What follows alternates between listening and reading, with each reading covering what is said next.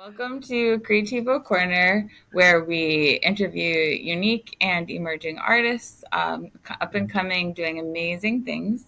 Today on the show, we have Nathan Jarrelle, widely known as Nathan Jarrelle, is a trailblazing Christian rap artist on a mission to redefine the intersection of faith and hip hop.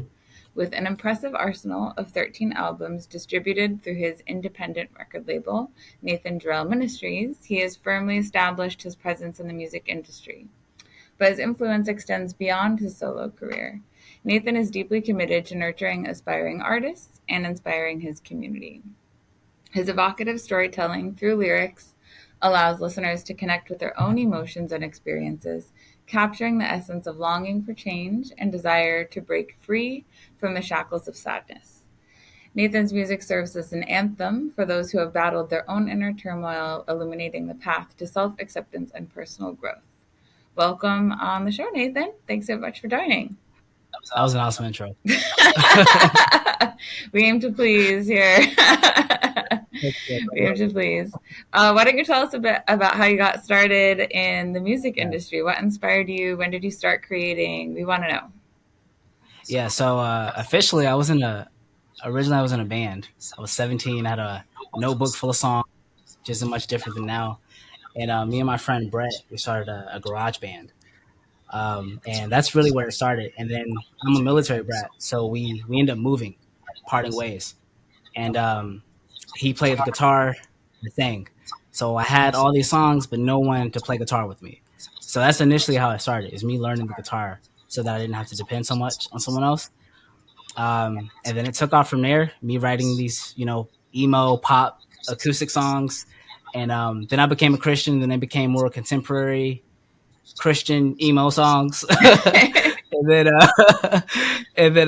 I got into rapping on GarageBand, ironically enough, with my brothers. So I would mix and engineer them on a beat that one of my friends had made, and then that's really how it went. And they were like, "Yo, you got to jump on this." So I would just start rapping on it.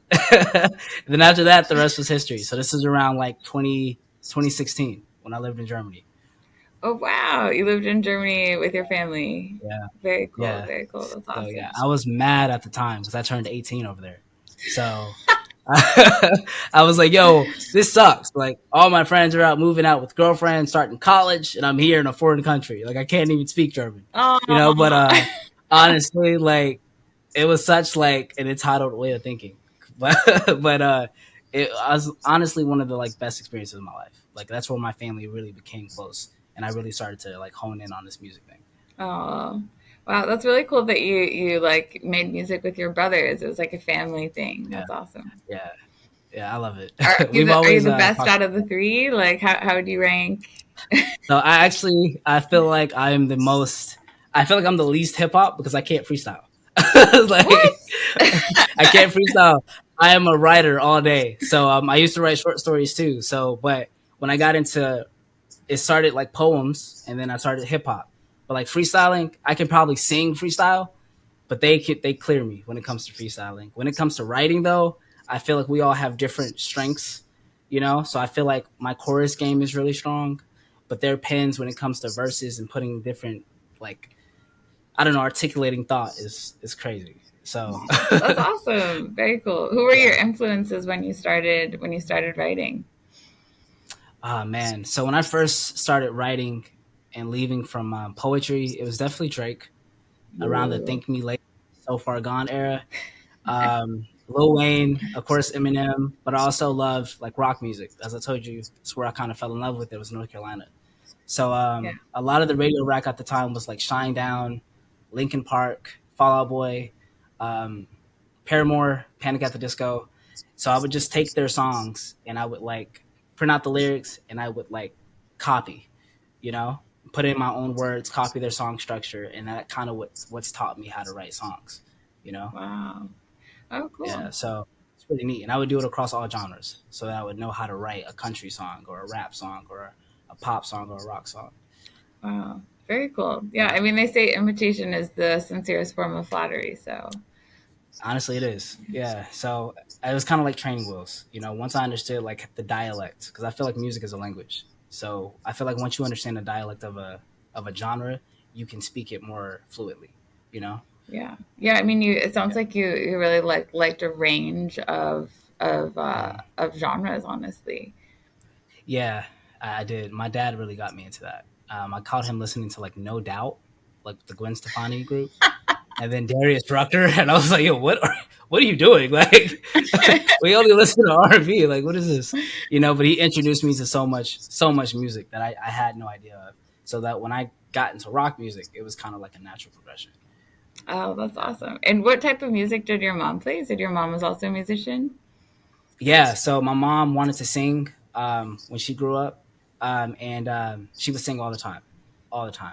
And so I came up around listening to her, listening to like Mary J. Blige, Lauren Hill, Whitney Houston is her favorite, um, Ugh, Lauryn and Hill. just The fact that there was only yeah, one album is insane.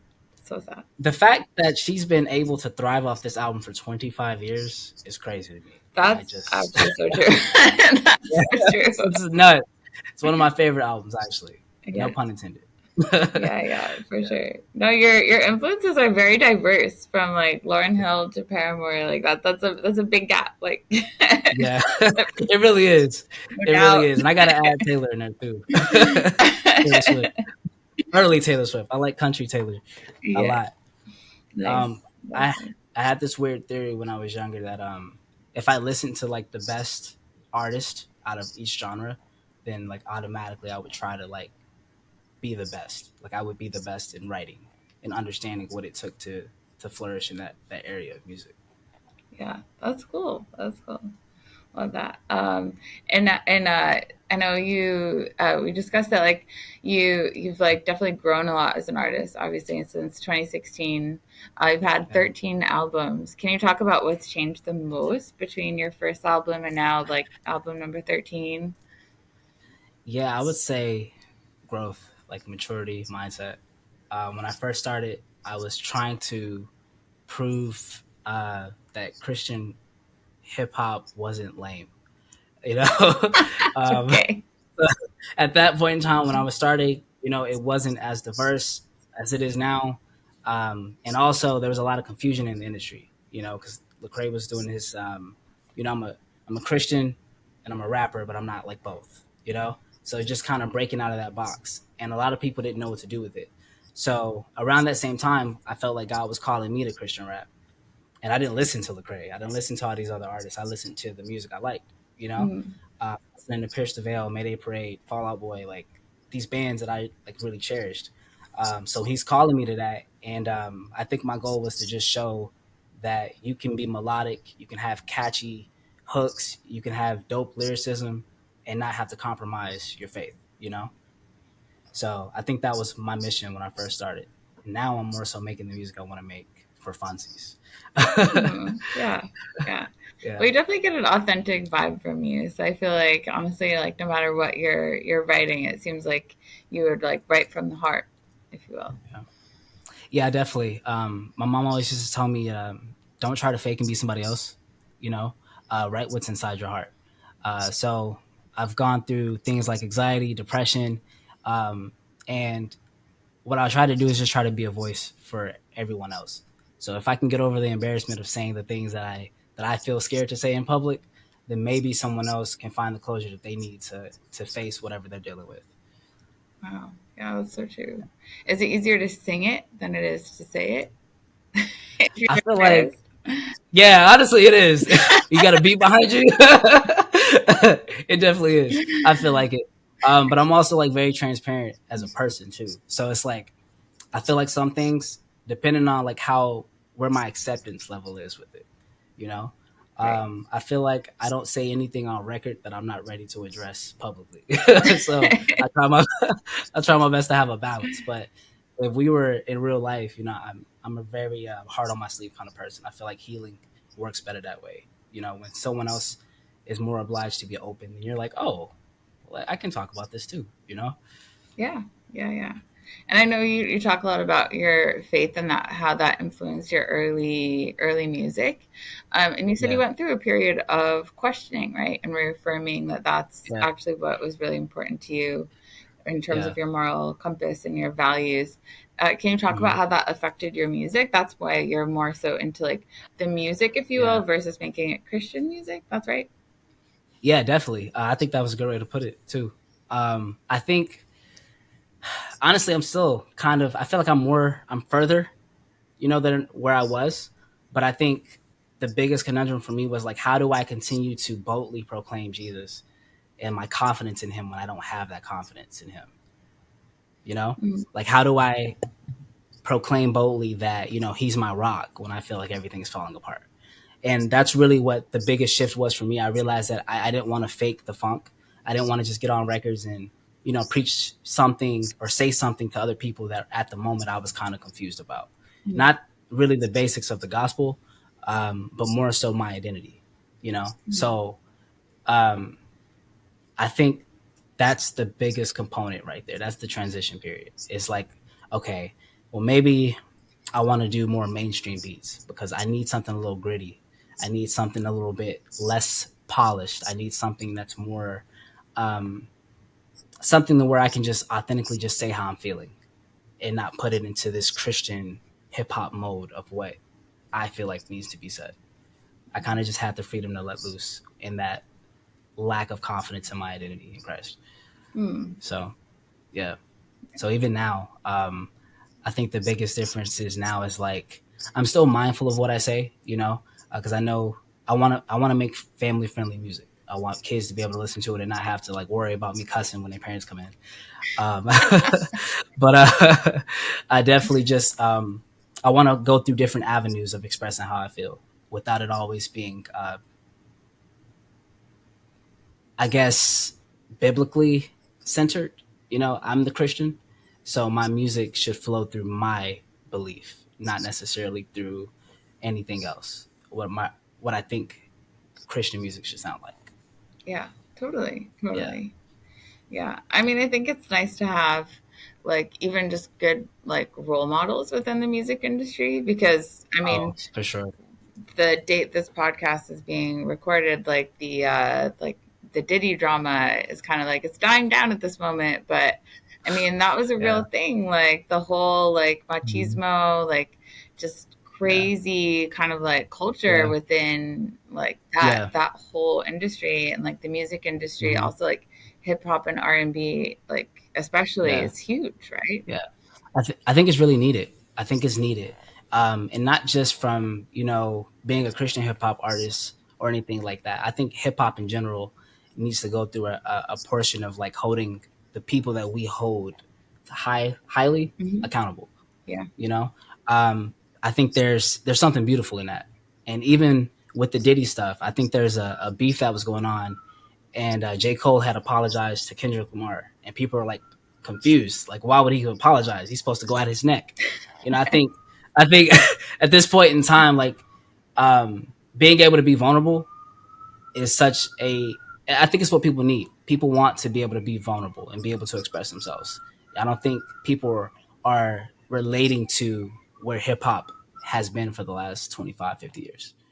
You know, so I think we need that kind of culture shock for sure. Yeah, no, I totally agree with you there. I think it Hmm. was super necessary, but I think that Yeah. it's really refreshing to hear Uh-huh. someone say like you want to have music that kids can listen to, and it's like a good influence, and Yeah. it's talking Yeah. about struggles that you're going through, where it's like not Yeah. like you're just like stuffing it down, and you're like, oh, I don't have emotions, like Hmm. Yeah. I can't. I can't fake. Like if you notice my personality, it's like I want to be as authentic as possible, but I also want to be able to live with myself. So if I'm saying it on record, I have to have some kind of correlation with what I'm saying. And even when I was younger, when I started writing songs, my mom would find papers with cuss words on it. And no matter where I threw it, she would find it. So, um, and she would challenge me to just find other ways to express my thought, find other ways to say what I'm feeling. And my dad would, couple that and help me go through the dictionary and find words to say what I'm feeling. So now it's just like it's just second nature. I want to be a rapper that um, can hang up there with the Eminems, the Kendricks, the Drakes, the NFs, the Lecraes, and not have to. be as vulgar as your mainstream acts. Yeah. So what does rap mean to you if it's Hmm. not those like Hmm. cultures and the swear words? Yeah, Like rap is yeah, the genre, the beats, like what does rap mean? It's like the specific type of yeah. beat then? Because I think You that have like, the you two have are associated, such good right? questions. Yeah, they definitely are. I feel like I equate rapping to what it was back when it first hit the scene. I feel like it's awesome that hip hop has been becoming this mainstream tool that every genre can use and people can find themselves within. But hip hop originally started out as a tool for artists to speak to common people, honestly. So if we're talking about NWA, I may not agree with how they they were talking about police brutality, but the message was police brutality. When we start talking about early hip hop, we're talking about Grandmaster Flash or Slick Rick. They had messages about avoiding gun life, avoiding the streets. So for me, hip hop is all about teaching people in a way that it's entertaining to listen to.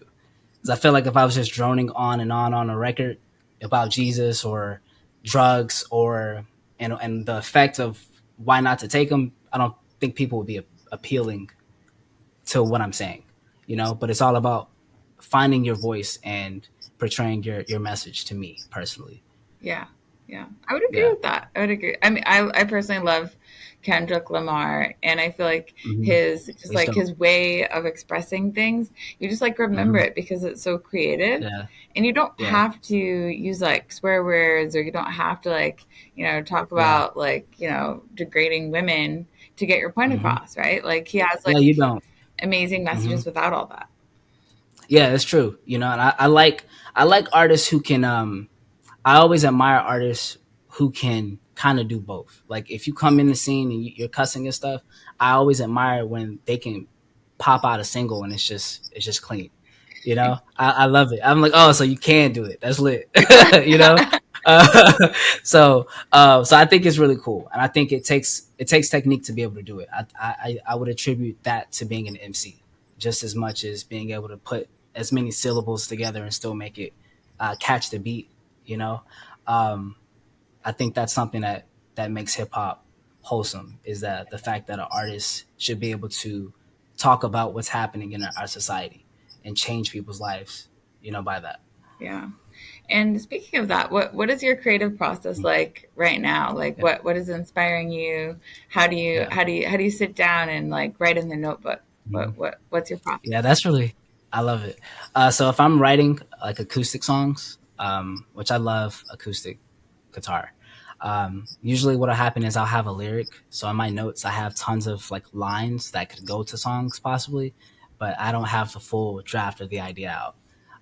Sometimes I'll record a vocal, you know, and I'm like, oh, I really like this riff, so I'll sing it, or I'll play a guitar and try to form some chords around what the idea is of the song. If it's hip hop with my producer Damien, he'll usually send me a beat and I'll listen to it.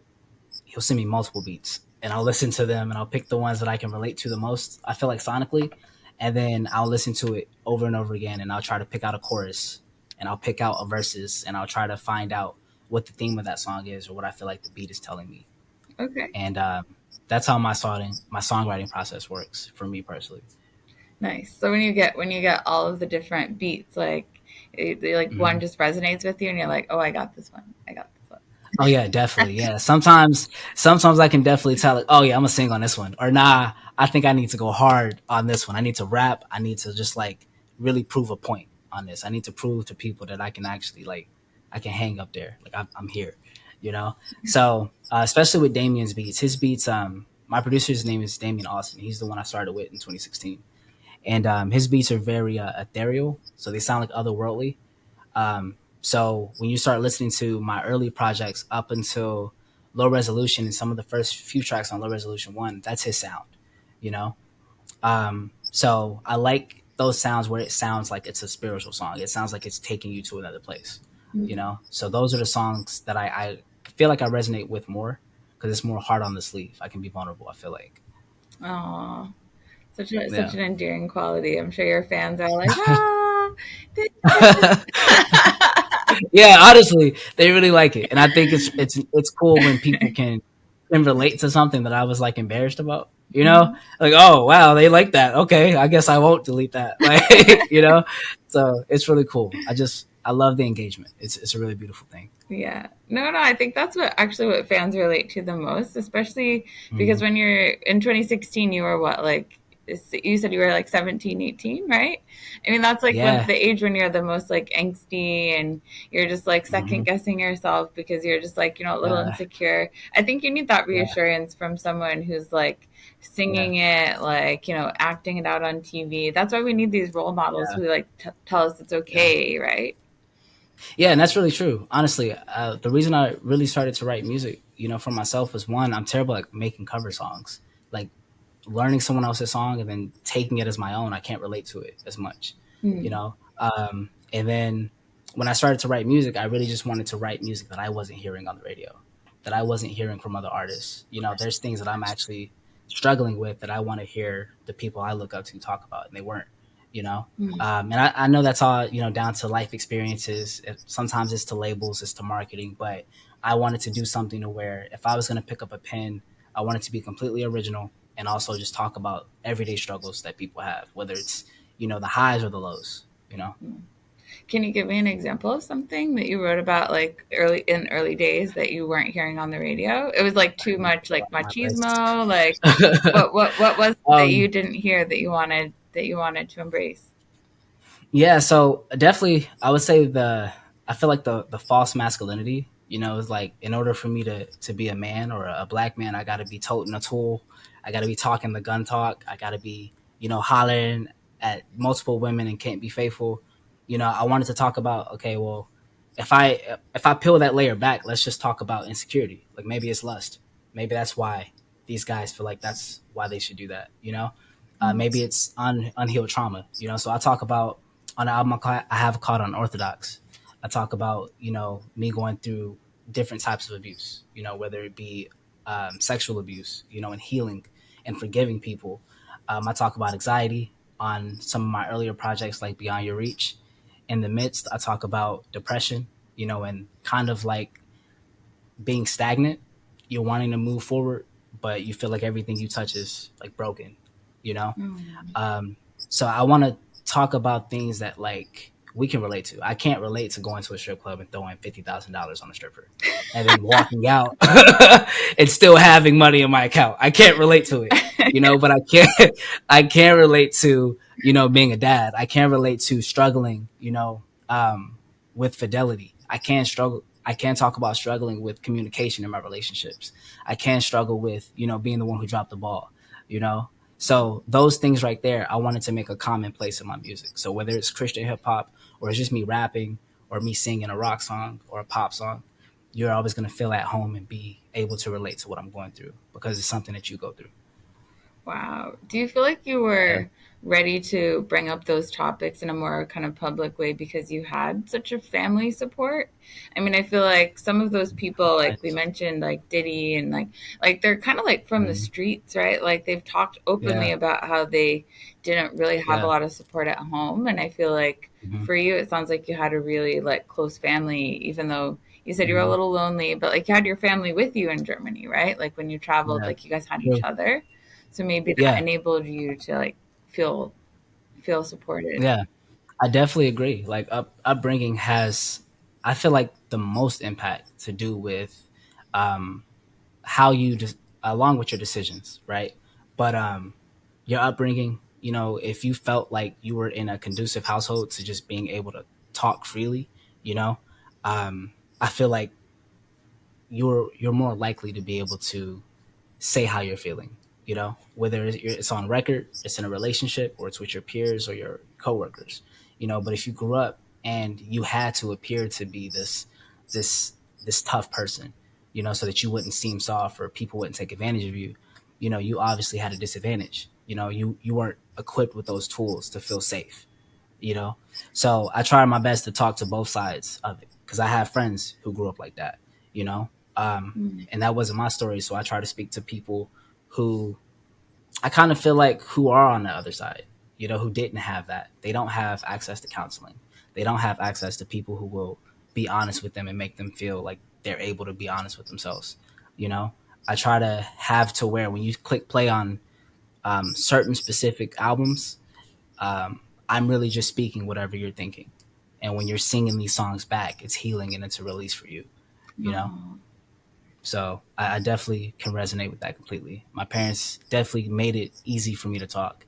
And another outlet for me was songwriting. I wasn't able to, I felt like I was scared to talk to my family about how I was feeling, so my mom would have me write letters to her, and talk about the things that were on my mind, at 12, oh, 13, 14 years old, and she would listen, so now, we have this relationship where, I talk to her, she'll talk to me about how she's feeling, I talk to her about how she's feeling, and then it's just like that all within, my family, my brothers, my dad, and I try to impart that with my daughters, my wife too, so just trying to be cognizant that other people may not have had the opportunity I've had, but also to give people what I have though too, you know. wow, that's amazing. That's actually I so appreciate so that. sweet. That's really sweet. Yeah. You must have had Thank amazing penmanship as a kid because you had to write all the letters. Let me tell you, I write like a doctor. I write like a doctor. It's terrible.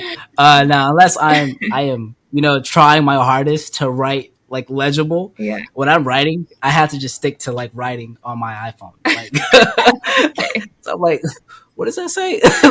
Let me, you know. So I have to, even when I'm like, my acoustic songs, like I write those specifically in a journal. So if I'm writing my lyrics out for those, I write slowly. Yeah. But if it's rap, I have to keep up with the beat. So you know, so let me just type it out right quick. So it fluctuates. That's awesome. I also feel like, Yeah, you're a very authentic person, but it sounds like I feel like a lot of people have this like duality to them, right? Like oh where yeah, for like sure. sometimes you're like, like feeling like, you're just like chill, whatever. And that's probably Mhm. your acoustic side. And like the rapping side, you can be a Yeah, little bit more out there, like, woo, yeah.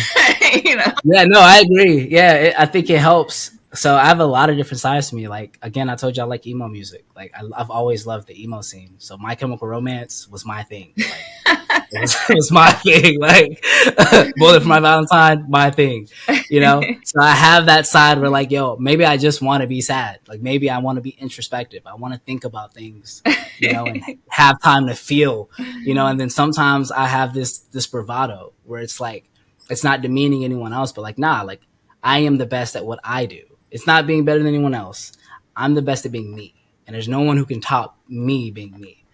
So I think Oh, it's good to have those things where you have these different outlets, and I yeah, like how you laid that conundrum out because for me, hip hop is that bravado or me able to speak my thoughts clearly. And the acoustic is more me painting a narrative. It's still how I feel, but it's more me being able to romanticize the feeling more yeah. so, you know? Totally, So, totally. And yeah. this is a question we ask everyone on Yeah. the podcast. What is your motivation for creating? I know you're a super Yeah. positive person, but I Mhm. know that the artist journey is really tough sometimes, and Yeah. it's a struggle sometimes to like make it through when you don't have like artistic inspiration or you don't know what to write. Like what Yeah. gets you through those tough moments when Yeah. you're stuck? Uh, for me, rage quitting feels really good for like 10 minutes.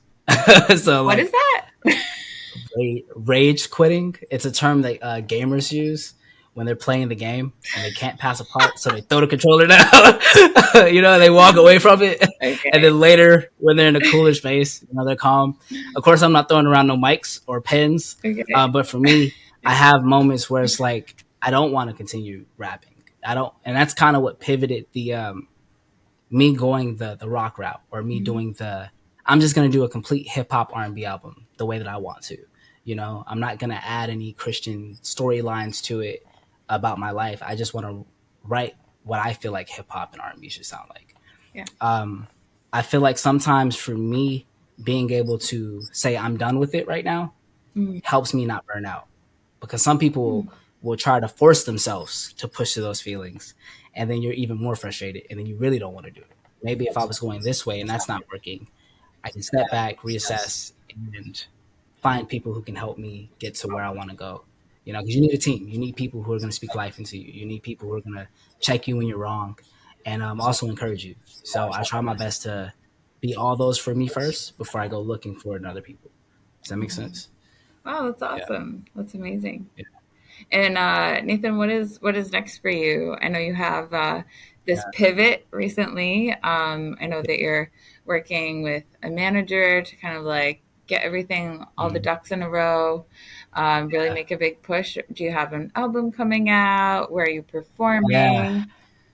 So no performances yet, but I look forward to those. I can't wait. I want to be able to connect to fans. You know, I try to be really accessible for that as well.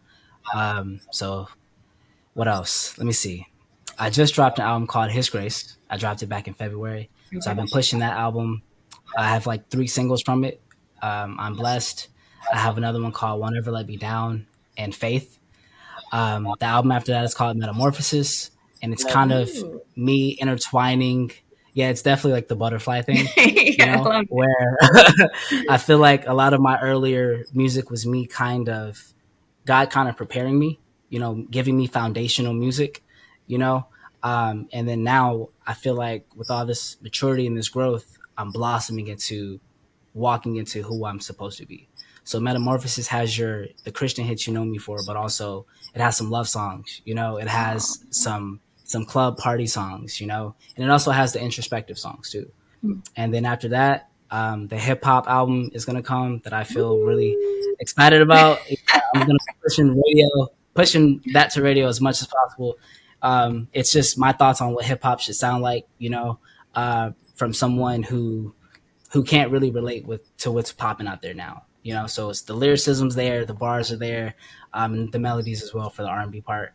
And then once that's done, I'm gonna take a little break, focus on rebranding into the alternative indie rock pop scene. You know, and might throw a few Christian contemporary songs in there. So we'll see. Love it. Love it. And will we see any collabs with your brothers on there? I know you said sometimes you Oh guys work yeah. together. Uh-huh. Yeah, so we have a few collabs out already. So my brother actually signed to my label, Nathan Jarrelle Ministries, LLC. Hmm. I collaborate with my wife on there frequently, my producer, and I have um, my band. It's a duo that me and my longtime friend Brett, that's the guy I told you I started the band with, Yeah. and we moved separate ways. So Yeah. we actually reconnected, and we have some few songs. So it's just a matter of getting to the studio and working out together. Yeah. But hopefully, me and my brothers will have a lot more songs together because I'm their biggest fans. So Oh, I'm hoping that they will allow me to take some of their time from some of my projects. that's awesome. I love it. It's like you'll have like the brother feature. That's so Oh cool. yeah, definitely. They always get mad at me about like outdoing them on their songs. I'm like, bro, what do you mean? Like, you did phenomenal here, you know. So, but we have a few collaborations. So I love their styles. It's very eclectic. Nice, nice, very cool. And where can the people find you? We'll link everything down below, but Yeah. let us know what's Okay. what's the Yeah. handles. So of course, Nathan Jarrelle everywhere. I try to keep it plain, nice, and simple. You can find me on Apple Music, Spotify, YouTube. Honestly, wherever you listen to music, I'm there. You can find me at Nathan Jarrelle on Instagram, on YouTube. You can find me on TikTok, and what else? That's Facebook, of course, Facebook. and Instagram. If I've already The said that, OG. yeah, and then of course my website. I just pushed out my website, nathanjarrell.com. It's my homepage where you can go to donate, you can go to listen to the music, you can go to find out more about me and who I am as an artist, and that's it. Those are my pages. That's me. Very cool. Well, thank you so much for joining us, Nathan. Honestly, you're such a lovely person, so authentic, so genuine. And so during this podcast, maybe I'll end with it. I'll be playing some of Nathan's music, and it's actually wild how like he has this like very smooth talking voice, and then Yeah. his singing So I've been scrubbing told. voice is like a different Nathan. So y'all are about to It's the find hip hop. out. Y'all are about to find out. There's two Nathan Jarrells in the house. It really is. I guess so. Wait till the hip hop fades into the acoustic and the R&B, and people are gonna go nuts. They're not gonna know what to do with themselves. Excited, excited. Well, thank you so much for joining, Nathan. It was lovely chatting, and Thank you. we will talk to you soon, and hopefully see you performing somewhere live very soon Yeah, this fall. I can't wait. Talk to you soon.